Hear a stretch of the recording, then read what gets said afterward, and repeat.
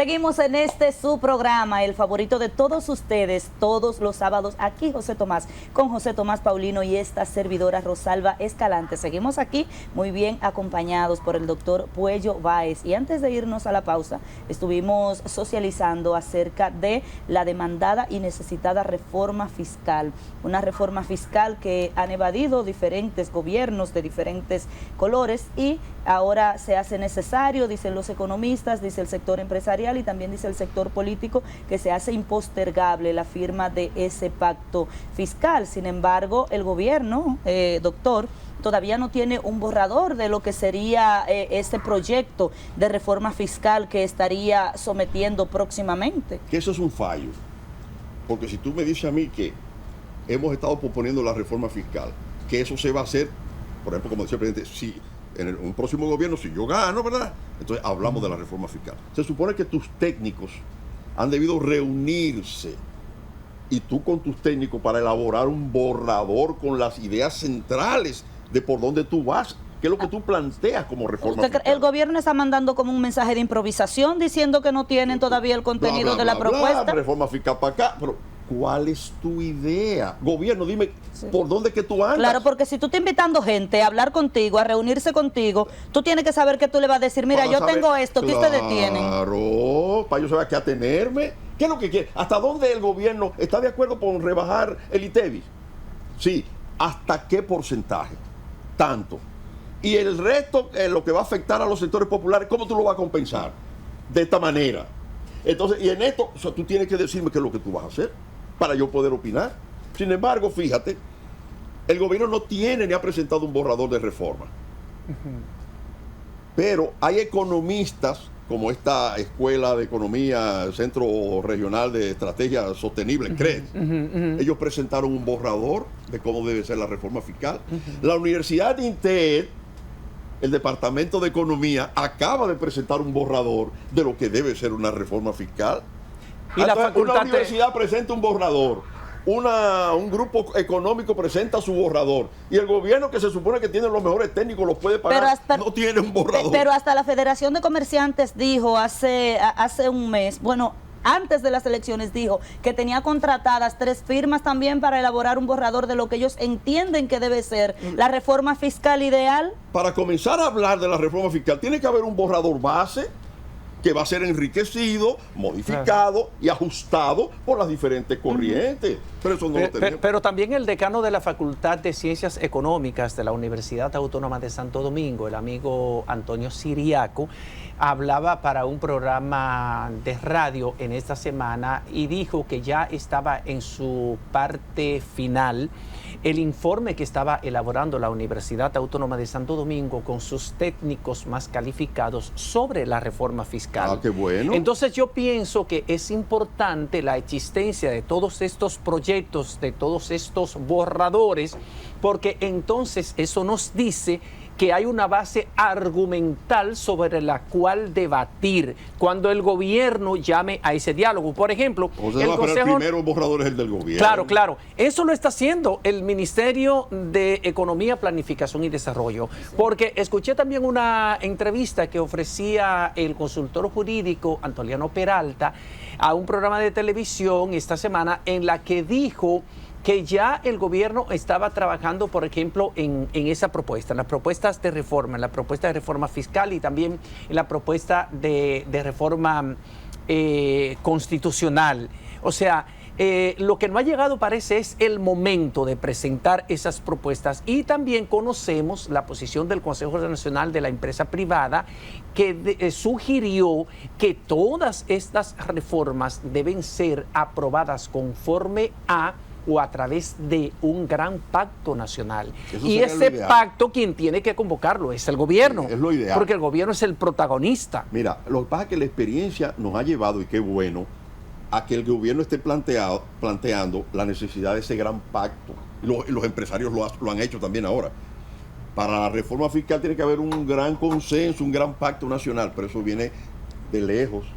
¿Por qué? Porque las experiencias, yo decía al principio, aquí lo que hemos pegado es parchos mal pegados. Y tenemos... Balaguer, por ejemplo, puso muchos impuestos, ¿verdad? Pero ¿cómo lo hacía? De repente nos enterábamos en la prensa de que ahora tal cosa está grabada con tanto. Con tanto, sí. Calladito, pero ¡pac! Y la iba colocando poco a poco, entonces poco a poco. Contrario a Jorge Blanco, que te mete el paquete entero después que la gente llega el lunes de vacaciones. Un acuerdo con el Fondo Monetario Internacional que lo hicieron el miércoles, porque ellos decían, bueno, el jueves todos los dominicanos se van para las playas, se emborrachan, se intoxican, algunos se matan, se mueren en accidente, y entonces cuando lleguen el lunes, después de Semana Santa, ya todo eso se olvidó. Sí. Un gran error, porque se encontró el lunes con las calles incendiadas, con la gente tirada a la calle, y ya el miércoles era incontenible y tuvo que tirar el ejército a la calle. Todo lo demás es historia. Exacto. Porque... Y eso que ahora la población tiene una capacidad de cuestionamiento y mucho mayor conciencia sobre ese tipo de temas, porque acuérdate que cuando Luis Abinader ganó la presidencia, los primeros días que llegó al gobierno, se hablaba de un paquete impositivo que tuvo que darle para atrás también, tuvo que darle para atrás porque fue impopular, llegó a circular un borrador y fue bastante impopular, y se encontró con el rechazo de la población, que se iba a lanzar a las calles también si se atrevían a imponer ese paquete. Haber dicho Abinader en la campaña una y otra vez y reiterado que él no iba a poner nuevos impuestos. ¿Se recuerdan de eso? Pero se hablaba de grabar incluso el salario 13, ¿nunca visto? Exactamente. Doctor, vamos a hablar ahora de la reforma que yo pienso, o del tema que yo pienso que es un tema medular para el presente y el futuro de la República Dominicana, para el futuro de la democracia, para la consolidación del sistema de partidos y para la forma de escoger a los presidentes en la República Dominicana, la cacareada reforma constitucional. El presidente de la República ha sido reiterativo al hablar de imponer candados en la Constitución para que en el futuro un presidente, porque tenga una mayoría abrumadora en el Congreso Nacional, no se vea tentado por modificar la Constitución para perpetuarse en el poder. Todo esto él lo ha dicho, ha apoyado en las experiencias que hemos tenido en el pasado reciente en la República Dominicana. Pero hay quienes cuestionan la idoneidad y la conveniencia de establecer estos candados. Porque, por ejemplo, en esta semana, el abogado especialista en Derecho Constitucional, Tácito Perdomo, escribía Tácito es su padre, Nacef Perdomo, escribía un artículo en el que él decía que la Constitución no puede tener un concepto tan pétrido, un candado tan fuerte que no sea pasible de modificación, porque es como una herramienta, un contrato social para acuerdos sociales y resolver crisis políticas y eso. Y él dice, por ejemplo, que el artículo 272 de la Constitución establece que para establecer cualquier candado a la Constitución de la República Dominicana se necesita la aprobación de la ciudadanía a través de un referéndum, pero no tenemos una ley de referéndum en la República Dominicana. Entonces, ¿de qué candado puede estar hablando el presidente de la República y cómo es posible establecer ese candado? Pero además, el peligro que advierten algunos de abrir una asamblea constituyente con la reunión de senadores y diputados, que aunque la ley que declare la necesidad de la reforma de la Constitución establece el objeto de la reforma, hay quienes plantean que una vez reunidos en la Asamblea Constituyentes, diputados y senadores son soberanos y que cualquier propuesta puede surgir ahí y puede ser aprobada. Y mucho más peligroso cuando un partido en el poder tiene la mayoría. Que no tiene el equilibrio real. ¿Qué puede pasar? Puede pasar de todo, pero bueno. Pero tú apuntas muy bien todo eso. Fíjate, yo decía ayer, pero me da la impresión de que el presidente no está bien orientado al informar de que la primera reforma será la constitucional. Y yo decía, ¿por qué? Digo, no, pero esa no debe ser la primera reforma porque es la más polémica, es la que incluso ya la oposición ha dicho que eso que no la va a apoyar, que no tiene que hacerse ninguna reforma, que no es necesario y que no va a participar ni apoyar una reforma constitucional.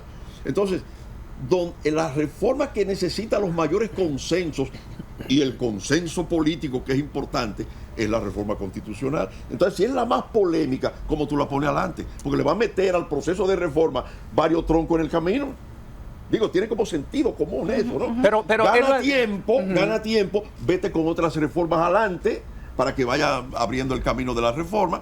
Gana tiempo, negocia con los partidos políticos. Que es muchísimo menos espinosa la reforma fiscal que la constitucional. O la de salud, por ejemplo, que tú negocias con los empresarios, con todo el sistema de AFP y a los médicos entonces, que esto por aquí. O sea, la ley de la seguridad social, la 8701, el código de trabajo. Y tú le anuncias al país, ya hemos hecho la primera reforma de salud y ahora el seguro de salud va a incluir más dinero para los medicamentos, se han incorporado nuevas enfermedades que van a hacer esto y por aquí una serie de conquistas. Entonces la gente dice, mira qué bien, las reformas ayudan al pueblo a avanzar y a mejorar.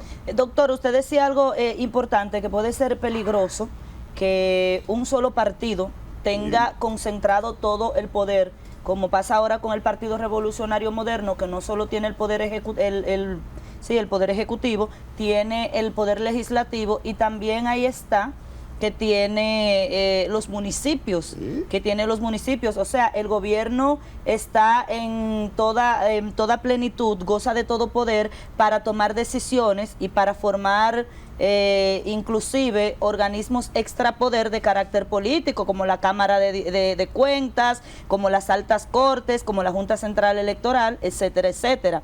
Entonces, lo que se teme es, a pesar de que el presidente Luis Abinader ha sido reiterativo en que no volverá a ser candidato nunca más, que no volverá a ser candidato presidencial nunca más, pero usted sabe cuál es la historia de este país cuando un candidato dice que no va a buscar la reelección. Mira cómo Danilo se comió el tiburón podrido, y mira cómo Luis Abinader dijo que quería 4 años y nada más, y ya va para un segundo periodo. Juró y perjuró y dijo, no, este video me lo pueden poner, hermano, van a tener que ponérmelo, porque yo no vuelvo a ser candidato. Y lo ha dicho ahora, pero se tiene ese temor de que esa reforma constitucional sea para modificar ese artículo que tiene que ver con el límite Entonces, ¿usted cree que Luis Abinader se atrevería a modificar la Constitución a su favor para en un futuro poder ser candidato nuevamente? Porque incluso modificaron los estatutos del PRM para que él pudiera repostularse. Eso abriría una crisis política de imprevisibles y quedaría habilitado Danilo Medina nuevamente. De impredecibles consecuencias, porque tira al horno de la política un elemento incendiario ahí. Ojalá que, y sobre todo después de haber dicho lo que ha dicho, ¿no? Ante la nación. Y ha jurado y perjurado de que no, el 28 me voy para mi casa. Entonces la gente me está cogiendo de relajo. Pues te pasé la primera, pero espérate. La tercera es la vencida, como dice la gente. Y como decimos, ya no tenemos un pueblo tan pasivo, ya tenemos un pueblo que castiga y que ejerce un voto de conciencia. Exacto. Nos están pidiendo una segunda pausa, doctor. Vamos a seguir hablando de ese y otros temas cuando regresemos.